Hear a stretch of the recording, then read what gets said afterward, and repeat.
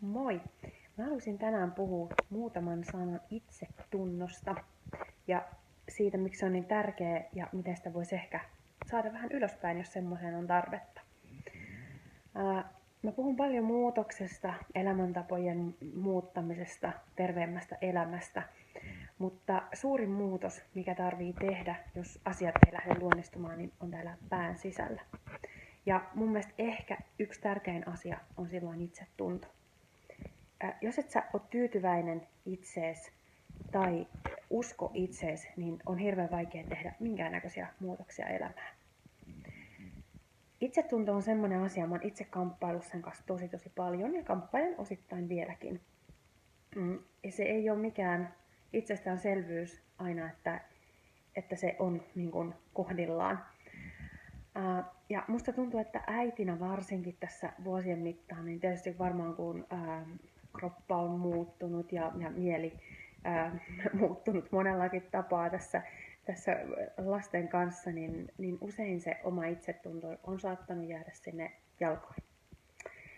Ja siksi mä haluaisinkin puhua siitä, koska mä haluan, että sä saisit keinoa siihen, miten sä saat sen itsetunnon ylöspäin ja sitä kautta pystyt rupeamaan tekemään kaikenlaisia muutoksia sinne arkeen. Sekin on tosi iso muutos, jos sä lähdet parantamaan sun itsetuntoa.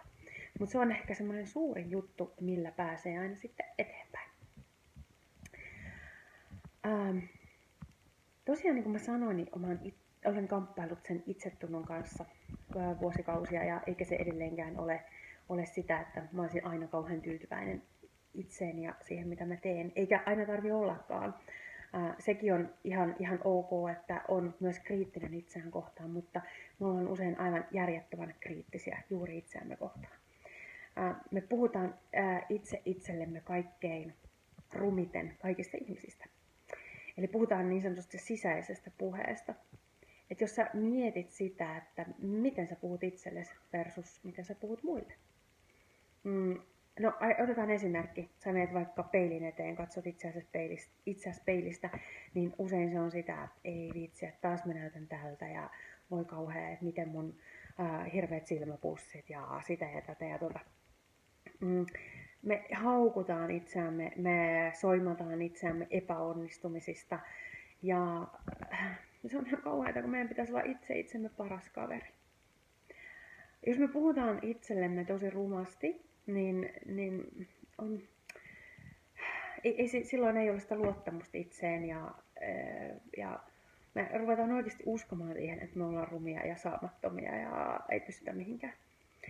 Sä voit itse päättää, mitä sä puhut itsellesi. Sä voit puhua itsellesi myös kauniisti.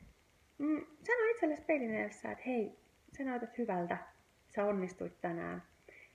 Illalla mieti vaikka 3 asiaa, missä sä oot onnistunut.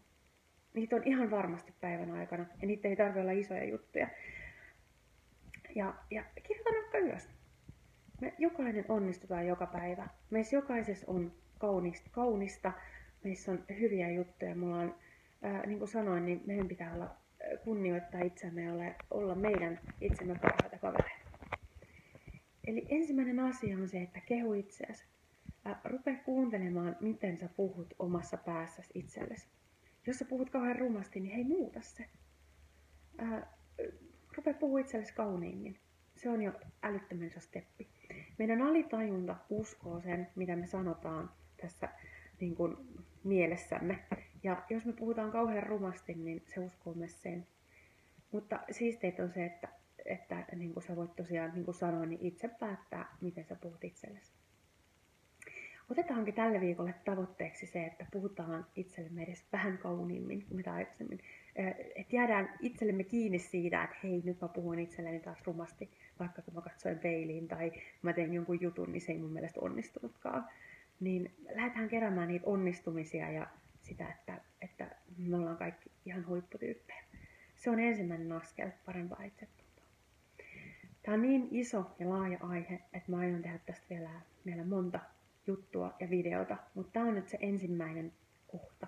Eli ruvetaan miettimään, miten me puhutaan itsellemme ja pidetään sitä kautta itsestämme huolta. Hei, ihan parasta viikkoa ja sä oot hyvä, kaunis, taitava just semmosena kuin sä oot.